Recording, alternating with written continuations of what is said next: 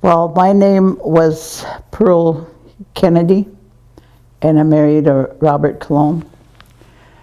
And together we had 6 kids, and I already had 4. So I had 10 kids. And I'm proud of my kids because today they all work, and they kind of, like my sons kind of followed their dad's footsteps. He became a bus driver. So Eric was a bus driver, and Priscilla was a bus driver, and Colin's still a bus driver. And then some of the kids followed me when I started working at the casino here. Then they became blackjack dealers, a security guard, and Priscilla was a cocktail waitress, and they all took jobs wherever we worked when they were younger. So, and today they all have their work, you know, and their families. And I have about 37 grandchildren and 11 great. There's 2 of them call me Grandma Pearl the Great. That's cute. And I was born in, they had a hospital in Old Fort Thompson, and that's all, it's a park area now. And part of it's underwater. And I was born at the hospital there.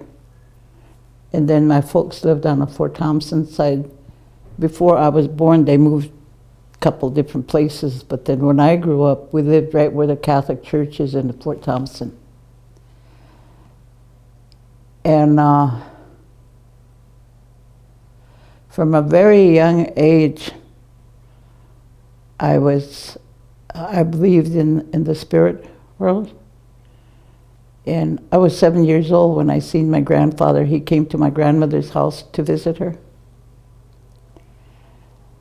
And walked in just like you're sitting there. He walked in the door, opened the screen door and walked in. So I wasn't scared, and I knew him and I liked him, you know.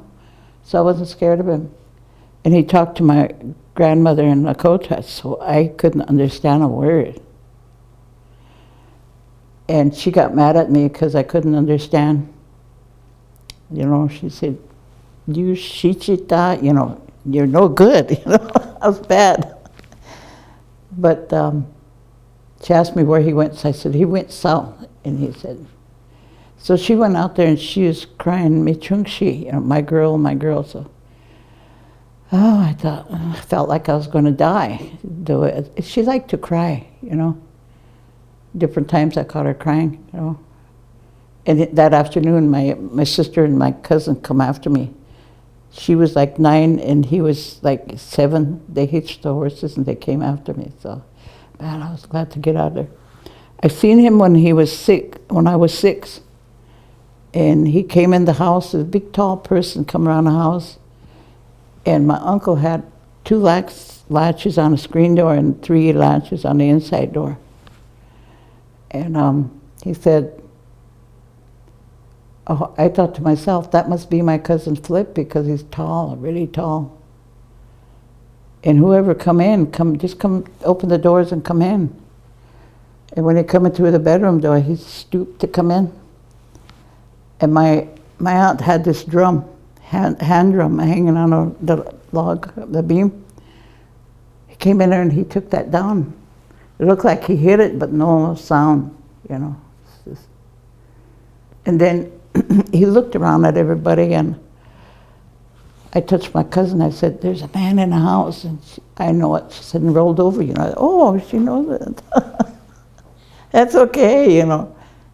So I shook my other cousin, and Johnny, and he said, "Ennett," he said, he went under the covers. Well, whoever this was wasn't hurting us, but he went by my aunt's bed, and when he left, and he looked at them lying there, and then he went back out the same way he come in. And the shadow went around. And it was like early dawn where you can't recognize anybody if you looked at them, you know. And he was gone. Last week I found out that Johnny seen that. And my sister Tina, she went through that when she was about my age. And my brother Howard seen him. And I think today that he's like a guardian angel, just checking on everybody, you know?